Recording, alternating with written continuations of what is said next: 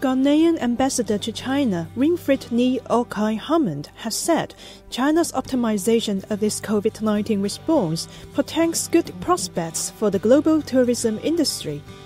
He said Ghana has a lot to gain as tourism rebounds. We are very confident that the future is very bright. If tourism is going up, it is positive news for me, because Ghana has a lot to gain.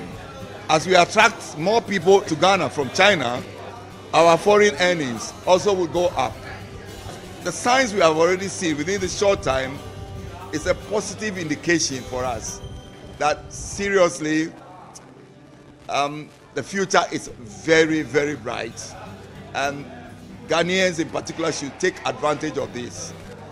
The ambassador was also confident that the tourism boom will open more trading and economic development opportunities.